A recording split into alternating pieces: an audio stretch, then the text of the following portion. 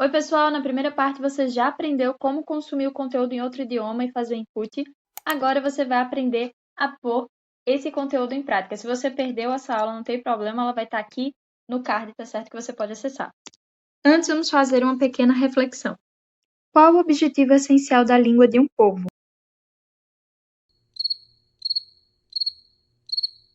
Pensou mesmo, né? Se você disse comunicação, se fazer entender e ser entendido, exatamente isso, você está certo. Também inclui a coesão social e a transmissão de uma cultura e identidade.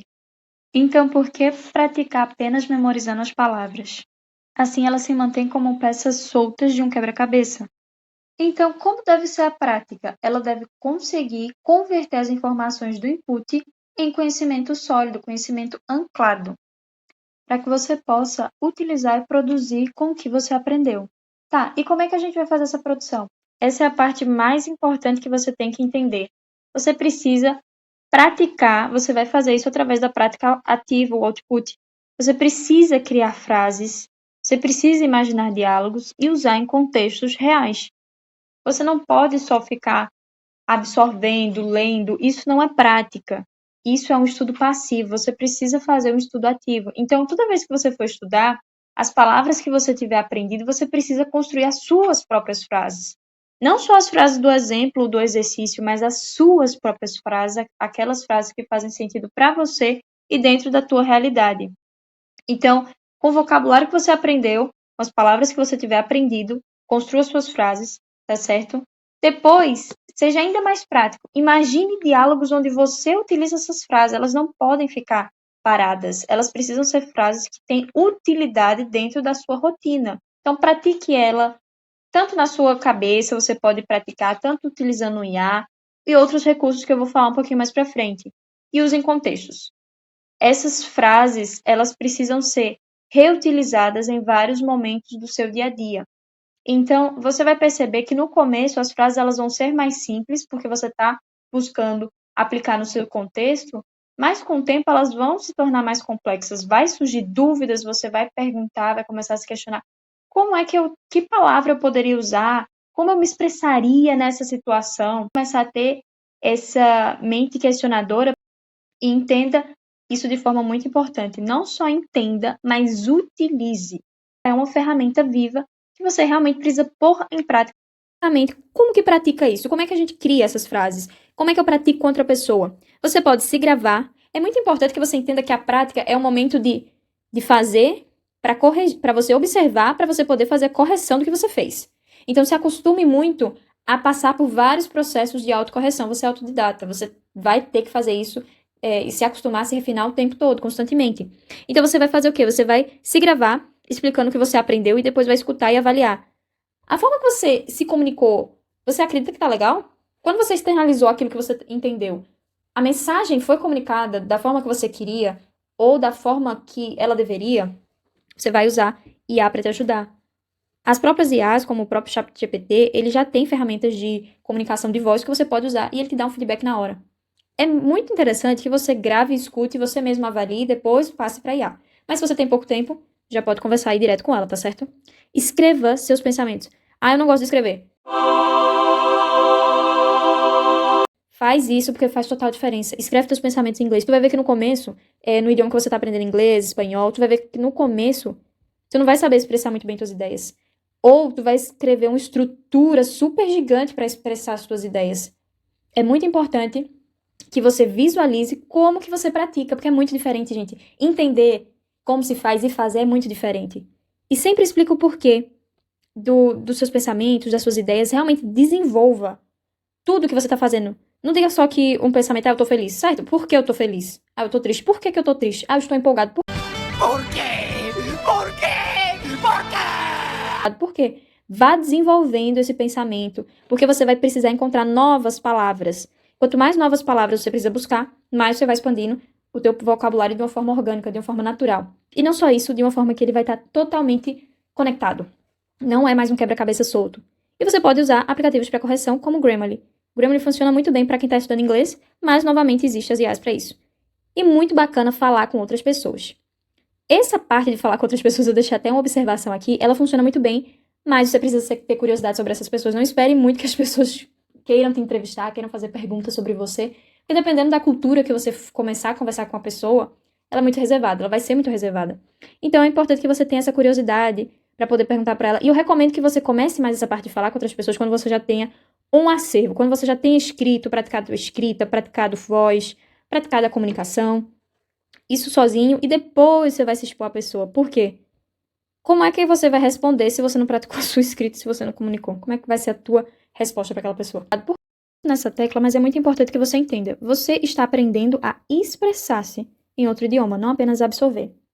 Então, não se limite somente à leitura, não se limite somente à escuta, não se limite somente a assistir, porque isso é totalmente passivo. Para poder se expressar, você precisa ter prática ativa, ou seja, falar regularmente. Ah, eu não falo tão bem, eu tenho vergonha de falar. Fala sozinho. Fala realmente sozinho. Ou fala com uma inteligência artificial, ou fala somente para você e se grava. Para fazer a sua correção, como falei anteriormente, você precisa escrever. Mesmo que você não goste, é muito importante que você escreva. Escreva suas próprias frases, escreva seus próprios textos. Mesmo que no começar tudo errado, não tenha problema com isso. Você está num processo de aprendizado e você só pode corrigir, você só vai saber o que corrigir se você tiver alguma coisa para corrigir, certo? Óbvio. Se você não produz nada, você não sabe nem o mínimo que você precisa melhorar. Entendi agora. Hã? Já entendi agora. Não entendi. Já entendi agora. E aí, busque por feedbacks reais, correções, amigos, pessoas que você confia para pedir correção, tá certo? E também se expresse criativamente. Fale muito sobre história, sobre suas opiniões. Realmente, isso ajuda muito você a enriquecer seu vocabulário, tá certo? Entenda que o foco é poder comunicar-se. Não se prenda a falar perfeitamente, mas tenha a humildade de ir corrigindo seus erros para que você possa se comunicar com claridade, tá bom? Fundamental. A repetição. E essa repetição, ela deve ser feita de forma natural. Como que a gente faz isso? Você vai trazer o vocabulário, revisar esse vocabulário ao longo do seu dia. Então, você vai trazer o idioma para a sua rotina, revisar o vocabulário durante pausas, no transporte, entre tarefas. Faça das suas próprias tarefas momentos em que você vai pensar nelas no idioma que você está estudando. Eu lembro que quando eu estava estudando espanhol e inglês, se eu estava cozinhando, eu começava a narrar, a descrever tudo que eu estava fazendo no idioma. Então, a minha tarefa, ela se tornava um momento de revisão. Isso de forma natural, você começa a ver onde você pode implementar o vocabulário que você acabou de aprender. E uma coisa muito importante que vale a pena ressaltar aqui é que 5 minutos de prática consistente valem mais que horas esporádicas. Eu diria que uma das coisas que mais vai fazer diferença é você poder estudar todos os dias. Ah, eu não tenho muito tempo. Arruma 10 minutinhos, 15 minutinhos, já faz diferença. Hoje em dia nós temos muitas facilidades, então a tua revisão, ela não precisa ser só manual. Não precisa fazer todos os seus registros no papel, em cadernos, cartões, porque não é tão eficiente. No começo, quando você tem poucas palavras, funciona. Mas a partir do momento que, imagina, tu vai ter que fazer a revisão de 400 palavras, de 500 palavras, no caderno você não tem como ter controle das palavras que você tem mais afinidade, das que você tem menos, da que tu lembra mais, da que tu, sabe? Isso se perde. Então não sofra também perdendo suas anotações ou tentando lembrar onde você anotou, quando revisar de novo e o que revisar. Porque as coisas vão ser revisadas de formas diferentes. Indo aqui, otimiza. Faz uma revisão inteligente. Como é que você vai fazer isso? Automatizar essas checagens. Já existem modelos prontos de flashcard para você só colocar as palavras com regras personalizadas. Como assim? Já vou explicar no próximo, que você vai entender melhor e você tem o feedback. Então, a gente vai usar ferramentas que já agilizam a nossa revisão. E não só agilizam, como tornam ela mais estratégica devido à personalização. De estudo para repetição espaçada, elas vão contar com uma característica muito importante, que é a regra personalizada. Ela vai fazer uma repetição espaçada para que você possa revisar o conteúdo em intervalos crescentes, no momento certo para fortalecer a memória de longo prazo. Então, imagina aqui um período de tempo, tá certo? As aplicações de repetição espaçada, elas vão dividir mais ou menos 3 ou 4 critérios para você definir se foi fácil lembrar daquela palavra ou daquela frase, médio ou se foi difícil. Quanto mais difícil é para você lembrar, maior é a frequência de repetição que você vai ter no intervalo de tempo. Quanto mais fácil, ela vai pôr o intervalo de revisão mais espaçado. E os médios, eles vão ficar ali com um intervalo relativo.